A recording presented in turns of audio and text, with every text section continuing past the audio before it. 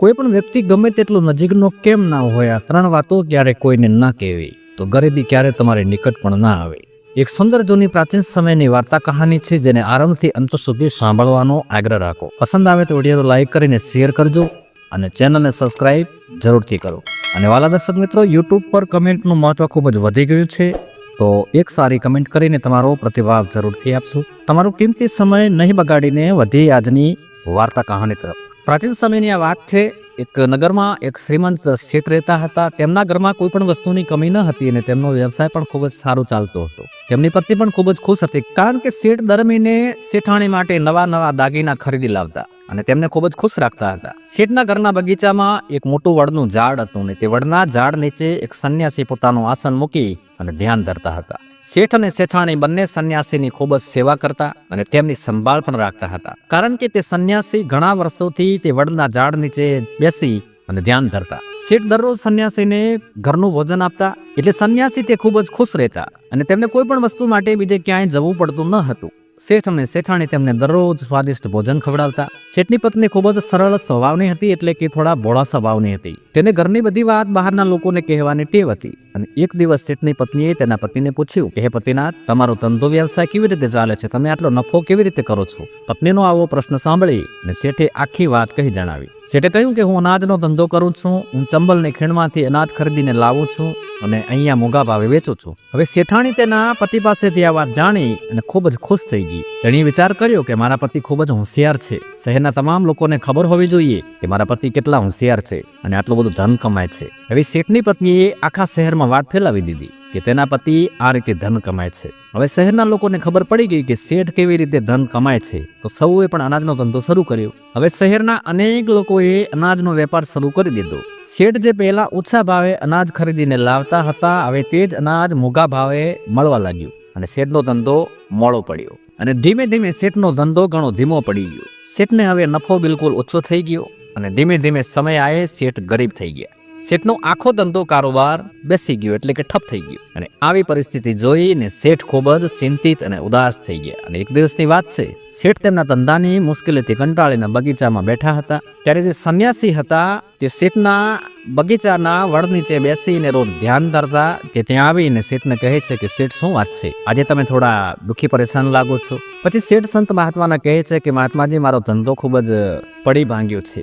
નફો ઘણો ઓછો થાય છે અને શહેરના ઘણા બધા લોકોએ અનાજનો ધંધો શરૂ કર્યો છે, જે પહેલા હું કરતો હતો, અને એના કારણે મારી ધીરજ અને શક્તિ હવે તૂટી છે. અને શેઠની વાત સાંભળીને સંન્યાસીએ કહ્યું કે શેઠજી, શું તમે કોઈને કહ્યું હતું કે તમારો વ્યવસાય શું છે અને તમે ધન કેવી રીતે કમાવો છો, કેવી રીતે તમારી આજીવિકા ચલાવો છો? પછી શેઠ થોડું યાદ કરીને પછી કહે છે કે હા મહાત્માજી, મેં બીજા કોઈને તો નહીં, પણ મેં મારી પત્નીને બધું કહ્યું હતું. બાકી મારી પત્ની સિવાય મેં કોઈને પણ આ વાત કરી નથી. તે મને પૂછતી હતી કે તમે આટલા પૈસા કેવી રીતે કમાવો છો, અને પછી મેં તેને કહ્યું કે હું અનાજનો વેપાર કરીને પૈસા કમાવું છું, ક્યાંથી સસ્તા ભાવે અનાજ લાવું છું અને કેવી રીતે નફા સાથે વેચું છું. હવે સંન્યાસી આખી વાત સમજી ગયા અને સંન્યાસી કહે છે કે શેઠ, તમે ખૂબ જ મોટી ભૂલ કરી છે. તમારે તમારી પત્નીને આ વાત નહોતી કરવી જોઈતી. આજે હું તમને કથા કહાની કહી સંભળાવીશ અને તેના દ્વારા તમને ખબર પડશે કે કોઈ પણ વ્યક્તિ ગમે તેટલો નજીકનો કેમ ના હોય, પરંતુ આ ત્રણ વાતો ક્યારેય કોઈને ના કહેવી. આ ત્રણ વાતો કોઈને નહીં કહો તો ગરીબી તમારી નિકટ પણ નહીં આવે. શેઠે કહ્યું કે મહાત્માજી, તમે મને એ કથા કહાની કહી સંભળાવો અને હું ધ્યાનપૂર્વક પૂરી સાંભળીશ. વાલા દર્શક મિત્રો, તમે પણ આ વાર્તા કહાનીને પૂરી ધ્યાનપૂર્વક સાંભળશો. પસંદ આવે તો લાઈક કરજો. ચેનલને સબસ્ક્રાઇબ ના કરી હોય તો ચેનલને પણ સબસ્ક્રાઇબ કરી લેજો. એટલે શેઠ કહે છે કે મહાત્માજી, મને કથા વાર્તા કહી સંભળાવો અને મને ત્રણ વાતો પણ કહી સંભળાવો. એ કઈ ત્રણ વાતો છે જે કોઈને ના કહેવી જોઈએ? ને પછી સાધુ સંન્યાસી હતા એ શેઠને કથા કહાની સંભળાવે છે. સંન્યાસી કહે છે કે શેઠજી, એક સમય એક શહેરમાં એક ગરીબ માણસ રહેતો હતો અને તે એટલો બધો ગરીબ હતો કે તેની પાસે ઘર ચલાવવા પણ પૈસા ન હતા. તે પરિવાર માટે ભોજન પણ સરખું એકઠો કરી શકતો ન હતો. અને ગરીબી છે ને, એ માનવી માટે અપમાનજનક દુઃખ છે. પૈસા વિના ઘર ચલાવવું ખૂબ જ મુશ્કેલ હતું. પછી એ ગરીબ માણસ તેના પરિવારના સભ્યોને માંડ ખવડાવતો. સવારે નીકળતો, સાંજે આવતો, જે મળતું એનાથી આખા દિવસનું ગુજરાન ચાલતું. ક્યારેક તેને ખાવાનું મળતું ને ક્યારેક ના પણ મળતું, અને ક્યારેક તો ભૂખ્યા પણ સૂવું પડતું હતું. એક દિવસ એ ગરીબની પત્નીએ કહ્યું કે આપણી પાસે થોડા પણ પૈસા નથી. સવારે જમીએ તો સાંજની આશા નથી ને સાંજે જમીએ તો સવારની કોઈ આશા નથી. અને આખરે તો આ રીતે જીવન આપણે ક્યાં સુધી પસાર કરીશું? આ રીતે હું પણ ઘર કેવી રીતે ચલાવું? એટલે તમે પૈસા કમાવા માટે બીજા શહેર જાઓ. જો આપણે આવું નહીં કરીએ તો આપણા બાળકોને આપણે કેવી રીતે ઉછેરીશું? આપણા બાળકોને ભૂખ્યા મરવાનો વખત આવશે. હવે પત્નીની વારંવારની વિનંતીથી એ ગરીબ માણસ પૈસા કમાવાની આશા સાથે ઘર છોડીને ચાલ્યો ગયો. તે જંગલોમાંથી બીજા રાજ્યમાં જવા નીકળી ગયો અને ચાલતા ચાલતા તે એક જંગલમાં પહોંચ્યો. તે ગરીબ માણસ લાંબી મુસાફરી કરી રહ્યો હતો, તેથી તે ગરીબ માણસ ખૂબ જ થાકી ગયો હતો. તેણે જોયું કે આગળ એક મોટું વડનું ઝાડ છે, એટલે તે એ વડના વૃક્ષ નીચે આરામ કરવા બેસી ગયો. એ ગરીબ માણસ વડના ઝાડ નીચે આરામ કરી રહ્યો હતો ત્યારે તેણે જોયું કે એક સાપ ક્યાંકથી આવ્યો અને તે સાપ તે ઝાડ પર ચડી રહ્યો હતો. એ માણસ વિચારમાં પડી ગયો અને ધ્યાનથી જોઈ રહ્યો કે સાપના ઝાડ ઉપર ચડે છે શું કામ અને શું કરે છે એ મારે જોવું પડશે. તે ઝાડની ડાળી પર પોપટ અને મેનાનો માળો હતો અને માળામાં પોપટ અને મેનાના બાળકો હતા, એટલે કે બચ્ચા હતા. સાપને જોઈ અને પોપટ અને મેનાના એ બચ્ચાઓ ભયથી ચીસો પાડવા લાગ્યા. એટલે એ વિચારો ગરીબ માણસ જે હતો ને એ સમજી ગયો કે આ દોસ્ત સાપ આ બાળકોને આ બચ્ચાઓને ખાવા માટે આવ્યો છે. પછી તેણે વિચાર્યું કે મેં આ બચ્ચાઓને જોઈ લીધા છે, જો હવે હું તેમને નહીં બચાવું તો હું પાપનો ભાગીદાર થઈ જઈશ. બીજી તરફ તે 7 બાળકો સુધી પહોંચવા આવ્યો હતો અને તે ગરીબ માણસ જે હતો એ ઊભો થઈ અને ઝડપથી વડના ઝાડ પર ચડી જાય છે અને તે સાપને મારી અને નીચે ફેંકી દે છે. પછી આવીને અને એ જ વડ નીચે પાછું સૂઈ જાય છે. સાપના મૃત્યુ પછી પોપટ અને મેનાના જે બચ્ચાઓ હતા એ ગરીબ માણસ માટે દિલથી અનેક પ્રાર્થનાઓ કરવા લાગ્યા, જેણે તેમની રક્ષા કરી હતી. અને થોડા સમય બાદ પોપટ અને મેના તેમના બચ્ચાઓ પાસે આવે છે. તેમના માતા પિતાને નજીક આવતા જોઈને પોપટ અને મેનાના બાળકો ખૂબ જ ખુશ થઈ ગયા અને તેમને આખી ઘટના જણાવે છે કે આજે આ ઝાડ નીચે સૂતેલ વ્યક્તિ આપણા માટે દેવદૂત બનીને આવ્યો હતો અને આ વ્યક્તિએ ભયંકર સાપને મારી અને અમારા પ્રાણ બચાવ્યા છે. અમે તેના ઋણી બની ગયા છીએ. જો આ વ્યક્તિએ સાપને ન માર્યો હોત તો આજે માળામાં અમે જીવતા ન હોત. તેણે આપણા પર એક મોટી મહેરબાની કરી છે. પોપટ અને મેના પોતાના બચ્ચાઓના મુખેથી એ વડના ઝાડ નીચે સૂતેલા વ્યક્તિની પ્રશંસા સાંભળીને ખૂબ જ ખુશ થઈ ગયા. પોપટ અને મેના પેલા ગરીબ માણસ પાસે જાય છે અને કહે છે કે એ મનુષ્ય, તમે આજે અમારા બચ્ચાઓનો જીવ બચાવ્યો છે અને અમને તમારા ઋણી બનાવ્યા છે. તમે કોણ છો અને તમે ક્યાં જઈ રહ્યા છો? ત્યારે માણસ કહે છે કે પક્ષીઓ, હું એક ગરીબ માણસ છું અને પૈસા કમાવા માટે બીજા રાજ્યમાં જઈ રહ્યો છું. મુસાફરીથી થાકી ગયો હતો, તેથી મેં આ વડની છાયામાં આરામ કરવાનો વિચાર કર્યો. ત્યારે મેં જોયું કે આ દુષ્ટ સાપ તમારા બચ્ચાઓને ખાવા માટે જઈ રહ્યો હતો, એટલે મેં તમારા માળા પાસે જઈ અને તે સાપને મારી નાખ્યો છે. પછી પોપટને મેનાએ કહ્યું કે ભાઈ, તમે અમારા પર ખૂબ જ મોટો ઉપકાર કર્યો છે. દુનિયામાં સૌથી મોટું સુખ બાળકોથી જ છે. બાળકોથી વધુ કોઈ સુખ નથી. તમે પણ ફક્ત તમારા બાળકો માટે જ પૈસા કમાવા જઈ રહ્યા છો. હવે તમે અમારા બચ્ચાઓની જિંદગી બચાવી છે, તેથી અમે તમારા બાળકોને સહાયરૂપ બનવા માંગીએ છીએ. પછી પોપટ ને મેના બંને કહ્યું કે અમે હંમેશા કિંમતી મોતી ખાઈએ છીએ અને મેં સાંભળ્યું છે કે આ મોતી માણસો માટે ખૂબ જ કિંમતી હોય છે. અમે તમને કેટલાક મોતી આપીશું અને આજથી તમે અહીં રહો અને અમારા બાળકોની સંભાળ રાખો. અમે દરરોજ આ કિંમતી મોતીઓ તમારા માટે આ રીતે લાવતા રહીશું. પોપટ અને મેનાની વાત સાંભળીને ગરીબ માણસ ખુશ થઈ ગયો અને વિચાર કરે છે કે જો અહીં જ ધન મળતું હોય તો પછી બહાર શું કરવા જાઉં. અને તે ગરીબ માણસ કેટલાક મોતી લઈ અને બજારમાં ગયો અને તેની ખાવાની વસ્તુઓ ખરીદી અને તે પાછું ઝાડ નીચે આવી અને બેસી ગયો અને ત્યાં રહેવા લાગ્યો અને પોપટ અને મેનાના બાળકોની સંભાળ લેવા લાગ્યો. હવે પોપટ અને મેનાને રાહત થઈ ગઈ કે તેમને પોતાના બચ્ચાઓની રક્ષા માટે કોઈ મળી ગયું હતું. હવે તેઓ સવારે પોતાના માળામાંથી ઊંડી અને ખોરાકની શોધમાં બહાર જતા અને સાંજે પાછા આવી જતા. તેઓ પોતાના બચ્ચાઓને માળામાં સુરક્ષિત જોઈને ખૂબ જ ખુશ થયા અને એ ગરીબ માણસનો આભાર માન્યો અને તેના માટે કેટલાક મોતી લઈને આવ્યા. એટલે આ રીતે પોપટ અને મેનાનું કામ કરતાં કરતાં એ માણસને લગભગ 1 મહિના સુધીનો વખત વીતી ગયો. અને બીજી તરફ એ પોપટ અને મેનાના બચ્ચાઓ પણ હવે મોટા થઈ ગયા. હવે જ્યારે બિચારો પોતાની પત્ની અને બાળકોને યાદ કરવા લાગ્યો ત્યારે એક દિવસ તેણે પોપટ ને મેનાને કહ્યું કે મારે ઘરે જ આવવું છે. મારી પત્ની અને બાળકો કેવા છે તે મને ખબર નથી. તો પોપટ ને મેનાએ કહ્યું કે ભાઈ, હવે તમે તમારા ઘરે જાઓ અને તમારા બાળકો સાથે રહો. તમારા બચ્ચાઓ પણ હવે ઉડાન ભરી શકે છે, એટલે હવે અમને કોઈ ડર નથી. તમારી પત્ની અને બાળકોનું ધ્યાન રાખો. જો તમે ક્યારે અમને મળવા માંગતા હો તો આ જગ્યાએ આવજો. અને આટલું કહ્યા પછી પોપટ અને મેના તે ગરીબ માણસને ઘણા બધા મોતી આપે છે. હવે જે ગરીબ વ્યક્તિ તેની સાથે તે મોતીઓ લઈને તેના ઘરે પહોંચે છે અને જ્યારે તેણે તેની પત્નીને મોતી બતાવ્યા ત્યારે તેની પત્ની ખૂબ જ ખુશ થઈ ગઈ. એને પૂછ્યું કે હે પ્રાણનાથ, તમે આ કિંમતી મોતી ક્યાંથી લાવ્યા છો? ત્યારે તે માણસે કહ્યું કે હે પ્રિય, હું છેલ્લા 1 મહિનાથી પોપટ અને મેનાના બચ્ચાની રખેવાળી કરતો હતો. તેઓએ મને આ કિંમતી મોતી આપ્યા છે. આ મોતી ખૂબ જ કિંમતી છે અને તેને વેચી અને આપણે આપણા બાળકોને સારા વસ્ત્રો આપીશું, તારા માટે નવા ઘરેણાં બનાવીશું અને આનાથી આપણું ગુજરાન પણ ચાલતું રહેશે. હવે માણસ તે મોતી વેચીને બજારમાંથી પોતાના ઘરની તમામ જરૂરી વસ્તુઓ લઈને આવ્યો અને પોતાનું નવું ઘર બનાવવા લાગ્યો. અને તે આરામથી જીવન જીવવા લાગ્યો. હવે તે નગરના રાજા ભાનુ પ્રતાપસિંહ એક વિચિત્ર બીમારીથી પીડાતા હતા. એટલે મોટા મોટા વૈદ્યો રાજાની સારવાર માટે દૂર દૂરથી આવ્યા અને પોતાની રીતે સારવાર શરૂ કરી. પરંતુ રાજાની તબિયતમાં કોઈ સુધારો થયો નહીં. અને જ્યારે રાજા કોઈની સારવારથી ઠીક ન થયા ત્યારે એક વૈદ્ય રાજાને કહ્યું કે મહારાજ, તમારો પ્રાણ મરચી શકે છે. જો પોપટના બાળકનું માંસ મળી જાય તો તમે કાયમ માટે ઠીક થઈ જશો. અને ધીમે ધીમે આ વાત આખા રાજ્યમાં ફેલાઈ ગઈ. બધા પોપટની શોધ કરવા લાગ્યા, પરંતુ કોઈને પોપટ ના મળી. અને એક દિવસ તે ગરીબ માણસની પત્ની તેની પડોશમાં કેટલીક મહિલાઓ સાથે બેસીને વાતો કરી રહી હતી. એટલે ઘરની કેટલીક વાતો થઈ રહી હતી ત્યારે પોપટની વાતચીતમાં ચર્ચા થયેલી. એક સ્ત્રીએ કહ્યું કે બહેન, શું તમને ખબર છે કે રાજાએ પોપટના બાળકને લાવવાનો આદેશ આપ્યો છે અને પોપટ લાવવો સહેલું કામ નથી. ત્યારે ગરીબ માણસની પત્નીએ સાંભળ્યું કે રાજા બીમાર છે અને તેમણે જાહેરાત કરી છે કે જે પણ તેને પોપટનું બાળક બચ્ચું લાવી આપશે તેને સોનાના સિક્કાથી સમૃદ્ધ કરવામાં આવશે. ત્યારે તેણે કહ્યું કે એ કોઈ મોટી વાત નથી, કારણ કે મારા પતિ 1.5 મહિનાથી પોપટ અને મેનાનું કામ કરીને આવ્યા છે. એવો એક નહીં પરંતુ ઘણા પોપટ લાવી શકે છે. આટલું કહ્યા બાદ એ ઘરે જતી રહી. અને પછી ધીમે ધીમે આખા શહેરમાં એ વાત ફેલાઈ ગઈ. રાજાએ પણ સાંભળ્યું કે તેમના રાજ્યમાં એક વ્યક્તિ છે જે પોપટ અને મેના પાસે નોકરી કરી આવ્યો છે. એટલે રાજાએ તેના સૈનિકોને આદેશ આપ્યો કે તે માણસને પકડી લાવો અને તેને પોપટનું બચ્ચું લાવવાનો આદેશ આપી દો. રાજાએ કહ્યું કે બદલામાં હું તેને મોહ માગ્યું ઇનામ આપીશ. આ સાંભળીને તે માણસ ગભરાઈ ગયો અને બોલ્યો કે મહારાજ, તમે મારો જીવ લઈ લો, પરંતુ હું તમને પોપટનું બાળક નહીં આપી શકું. મેં તેનો જીવ બચાવ્યો હતો. એક રક્ષક ભક્ષક કેવી રીતે બની શકે? અને એ માણસે જેવો ઇનકાર કર્યો તો રાજા ભાનુ પ્રતાપસિંહ ખૂબ જ ક્રોધિત થઈ ગયા અને કહ્યું કે જો તું મારી વાત નહીં સાંભળે અને પોપટના બચ્ચાને લઈ નહીં આપે તો હું તારી પત્ની અને તારા બાળકોની હત્યા કરાવી દઈશ. અને દર્શક મિત્રો, જ્યારે આપણા બાળકોની સુરક્ષાની વાત આવે છે ત્યારે માણસ સૌથી વધુ સંવેદનશીલ બની જાય છે. આવી સ્થિતિમાં તેને કંઈ પણ કરવાની ફરજ પડે છે. રાજાની વાત સાંભળ્યા પછી ગરીબ માણસ ખૂબ જ બેચેન થઈ ગયો, દુઃખી થઈ ગયો. તેણે વિચાર્યું કે હવે મારે પોપટના બચ્ચાઓને કોઈક રીતે લાવવા જ પડશે અને તે રાજાને આપવા પડશે. અને તે ઘરે આવ્યો. તેણે તેની પત્નીને ઠપકો આપ્યો કે તે આ શું કર્યું? તારામાં જરા પણ સમજણ નથી. હવે આપણે શું કરી અને ક્યાં જઈએ? તે આ નગરની મહિલાઓ સાથે આ વાત કેમ કરી? અને ધીરે ધીરે આ વાત રાજા ભાનુ પ્રતાપસિંહ સુધી પહોંચી ગઈ. હવે મને કહે કે મારે શું કરવું જોઈએ? પોપટને મેનાએ આપણાને ખાવા માટે આપ્યું, રહેવા માટે નવું ઘર અને સારા કપડાં આપ્યા છે, અને હું તેમને કેવી રીતે દગો આપી શકું? તે સ્ત્રીઓની સાથે આ વાત કરીને ખૂબ જ મોટી ભૂલ કરી છે.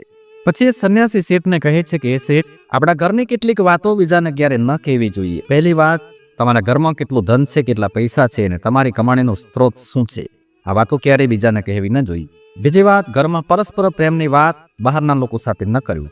પતિ પત્નીના પ્રેમની વાત ક્યારે કોઈને ન કરવી. અને ત્રીજી વાત, પરસ્પર ઝઘડા, મતભેદ, અપમાન ક્યારે બીજાની સામે ન કરવા જોઈએ. નહીં તો લોકો આપણા રહસ્યો જાણીને, આપણી નબળાઈઓ જાણીને આપણો ફાયદો ઉઠાવે છે. બીજાની સામે તમારી કમજોરી ન જણાવો અને તમારી પ્રગતિનું રહસ્ય કોઈને કહેશો નહીં. એવી વાતો જે તમારા પરિવારને દુઃખ પહોંચાડી શકે છે, હાનિ પહોંચાડી શકે છે, એ વાતો ક્યારે પણ કોઈની સાથે ન કરવી જોઈએ. ખાસ કરીને વાતો તમારી પત્નીને પણ ના કહો, જેનાથી ઘરની ઇજ્જત, આબરૂ પૂર્ણ થઈ જાય કે પરિવાર પર કોઈ સંકટ આવી જાય અથવા કોઈનું મૃત્યુ થઈ જાય અને પરિવારમાં ભાગલા પડી જાય અથવા તમારા સંબંધો ખરાબ થઈ જાય. કારણ કે કહેવાય છે એ સ્ત્રીઓના પેટમાં રહસ્યમય વાતો પણ પચતી નથી. હવે જ્યારે ગરીબ માણસે તેની પત્નીને કહ્યું કે હે પ્રિય, તારી આ ભૂલ આજે આપણા પરિવારને મોતના મુખમાં મૂકી દીધું છે. જો તે આ હકીકત છુપાવી હોત તો આજે આપણે નિડરતાથી આપણા ઘરમાં સુખમય જીવન જીવતા હોત. હવે રાજાનો હુકમ છે તો પોપટના બચ્ચાને લાવીને રાજાને આપવું જ પડશે, પરંતુ આમ કરવાથી હું પાપનો ભાગીદાર બની જઈશ. જે બાળકોને મેં આટલા દિવસો સુધી સંભાળ રાખી, તેમનું રક્ષણ કર્યું, જેમને મેં મરવાથી બચાવ્યા હતા, હવે હું તેમને મૃત્યુના મુખમાં કેવી રીતે મૂકી શકું? ત્યારે એ માણસની પત્ની કહેવા લાગી કે પતિદેવ, હવે જે થાય તે થાય, પરંતુ જો આપણે આપણો જીવ અને આપણા બાળકોના જીવ બચાવવા હોય તો તમારે પાપ કરવું જ પડશે. પછી ગરીબ માણસ એ જંગલ તરફ જઈ રહ્યો હતો, જ્યાં તે પોપટના એ બાળકોની એણે સંભાળ રાખી.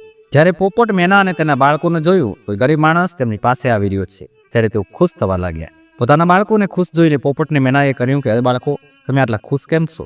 એ તમારામાંથી કોઈક એકને લેવા આવે છે. તમારામાંથી કોણ આજે તેની સાથે જશે અને તેનો અને તેના બાળકોનો જીવ બચાવશે? તો પોપટ કહે છે કે એ બાળકો, પરંતુ એક વાત યાદ રાખજો, તમારામાંથી જે પણ તેની સાથે જશે એ ક્યારે પાછું નહીં આવી શકે, કારણ કે તે નગરના રાજાનું ભોજન બની જશે. પછી પોપટના બચ્ચાઓએ એમને પૂછ્યું કે તમે આવું કેમ કહો છો? ત્યારે પોપટ કહે છે કે અહીં રાજા બીમાર છે અને વૈદ્ય તેને પોપટના બાળકનું માંસ ખાવાનું કહ્યું છે, એટલે તે તમારામાંથી કોઈને પણ એક લેવા માટે આવી રહ્યો છે. જો તમારામાંથી કોઈ તેની સાથે જવા માટે તૈયાર હોય તો તે જઈ શકે છે. ત્યારે એક બચ્ચું કહેવા લાગ્યું એ માણસે આપણા બધાના જીવ બચાવ્યા છે અને આજે તે માણસ ખૂબ જ મુશ્કેલીમાં છે, સંકટમાં છે અને આવી પરિસ્થિતિમાં આપણે પણ તેની સહાય, એની મદદ કરવી જોઈએ. ભલે આપણે આપણો જીવ ગુમાવીએ, પરંતુ આપણે તેને મદદ જરૂર કરીશું. એટલે એક બચ્ચું એ માણસની સાથે જવા માટે તૈયાર થઈ. બીજી તરફ તે માણસ તે વડના ઝાડ નીચે આવી પોપટ મેનાને પોતાનું દુઃખ કહે છે. પોપટ મેના કહે છે કે અરે ભાઈ, ચિંતા ન કરો, અમારા બચ્ચો તમારી સાથે જવા માટે તૈયાર છે, તમે તેમાંથી કોઈ પણ એકને લઈ જાઓ. પછી એ માણસ એ પોપટ મેનાના એક બચ્ચાઓમાંથી એક બચ્ચાને લઈ જાય છે અને રાજાને આપે છે. રાજા પોપટના બચ્ચાને પાંજરામાં પૂરી અને પોતાના નોકરને સાચવવાનું કહે છે. રાજા કહે છે કે હું તેને સવારે બહાર કાઢી પછી તેને મારી અને તેનું માંસ ખાઈ. હવે બન્યું એવું કે રાજા ભાનુપ્રતાપસિંહને એક પુત્ર હતો જે પ્રાણીઓ અને પક્ષીઓને ખૂબ જ ચાહતો હતો. તેને ખબર નહોતી કે આ પોપટ તેના પિતાના ભોજન માટે લાવવામાં આવ્યું છે. પોપટનું બચ્ચું જ્યાં પાંજરામાં હતું તે જગ્યાએ તે પોતાના મિત્રો સાથે રમી રહ્યો હતો અને જ્યારે રાજકુમારે પાંજરામાં બંધ એક સુંદર પોપટને જોયો ત્યારે તે તેની સાથે રમવા લાગી. ત્યારે રાજકુમારનો એક મિત્ર કહે છે કે દોસ્ત, આ પક્ષીને બહાર કાઢ, કેવો સુંદર પોપટ છે, તેને પાંજરામાં રાખવું યોગ્ય નથી. પોતાના મિત્રની વાત સાંભળીને રાજકુમાર પોપટના બાળકને પાંજરામાંથી બહાર કાઢે છે અને પાંજરું ખોલતા જ પોપટનું બાળક આકાશમાં ઊંડી ગયું. ધીરે ધીરે વાત રાજા સુધી પહોંચી કે તમારા રાજકુમારે તે પોપટને છોડી દીધો છે, મુક્ત કરી દીધો છે, હવે તમારો જીવ બચાવવો મુશ્કેલ છે. રાજા સાંભળીને ખૂબ જ ક્રોધિત થયા. તેમણે તરત જ રાજકુમારને બોલાવ્યો અને ગુસ્સામાં કહ્યું કે હે મૂર્ખ, કે પેલા પોપટના બચ્ચાને કેમ છોડી દીધું? રાજકુમાર ખૂબ જ હતાશ થઈ ગયો, દુઃખી થઈ ગયો અને કહે છે કે પિતાજી, મને શું ખબર હતી કે તે ઊંડી જશે?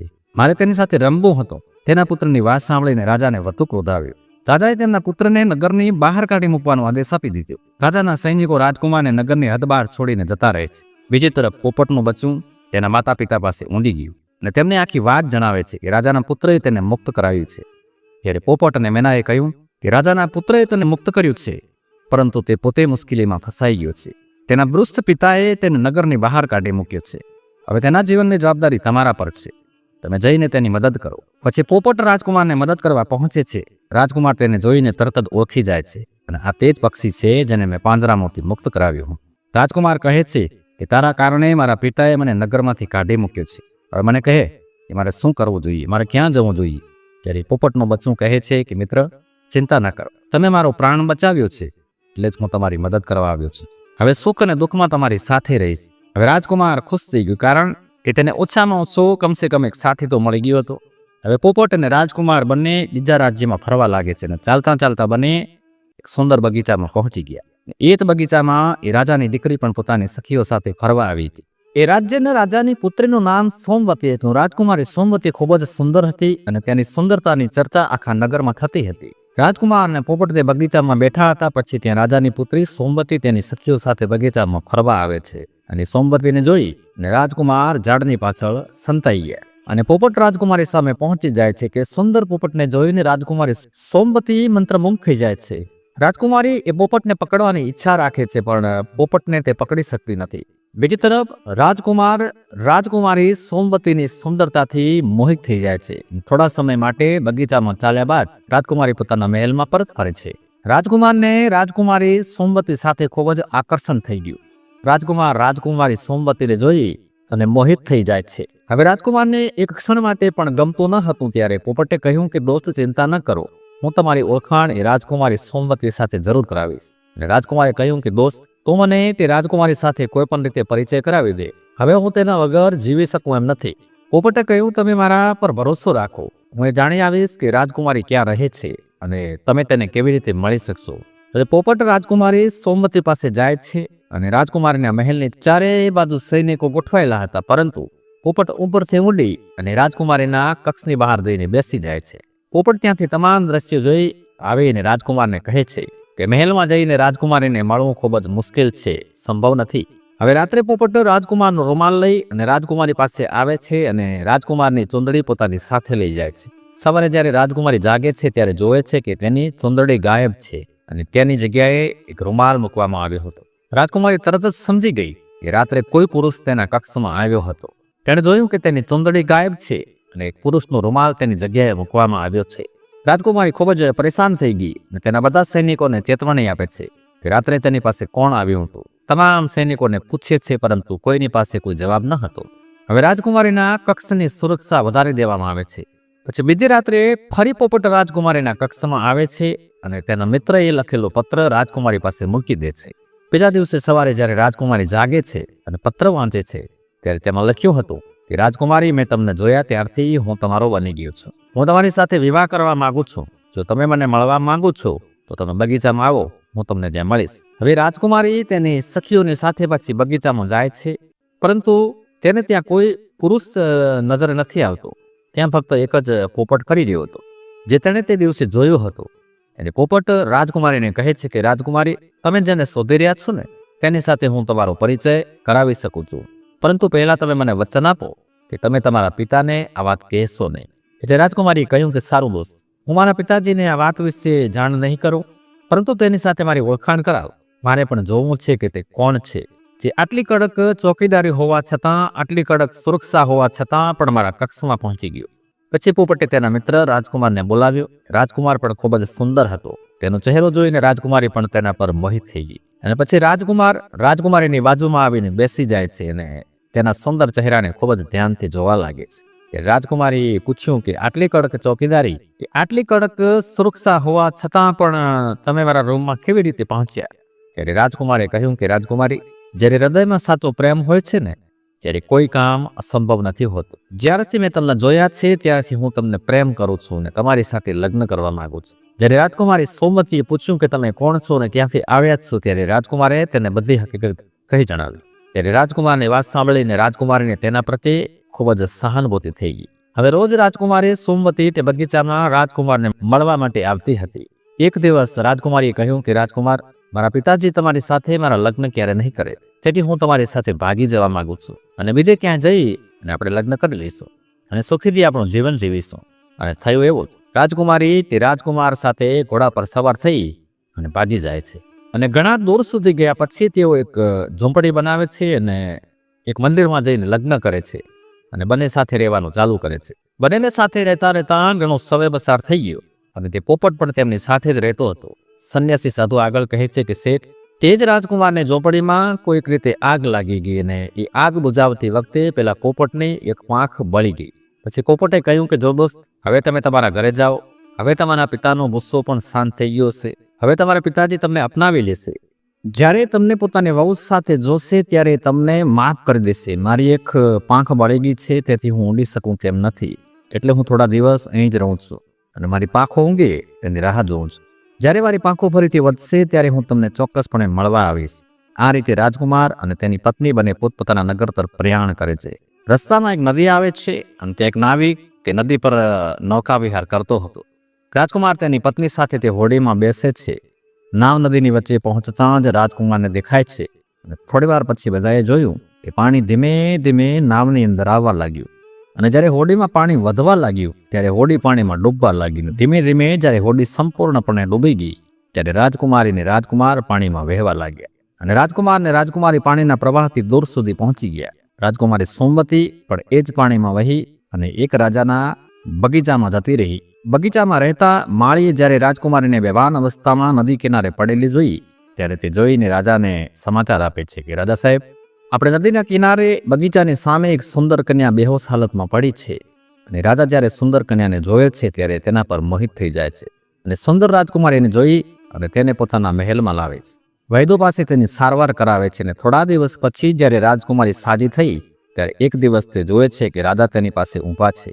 રાજાએ રાજકુમારી સોમવતીના ચહેરાને જોયો અને તે રાજકુમારી સાથે લગ્ન કરવા માંગતા હતા. રાજાએ કહ્યું કે હે રાજકુમારી, આ દુનિયામાં તમારું હવે કોઈ નથી. હવે તમે મારી પત્ની બની જાઓ અને તમે મારી રાણી બનીને મારા મહેલમાં આરામથી જીવન જીવો. રાજકુમારી સોમવતી ખૂબ જ હોશિયાર હતી. તેણીએ મનમાં વિચાર કર્યો કે જો તે આ સમયે રાજા સાથે લગ્ન કરવાની ના પાડશે તો રાજા તેની ઉપર દબાણ કરશે, જોર જબરજસ્તી કરશે. તેથી રાજકુમારીએ રાજા પાસે થોડા દિવસનો સમય માંગ્યો. સોમવતીએ કહ્યું કે મહારાજ, થોડા દિવસ થોભી જાઓ.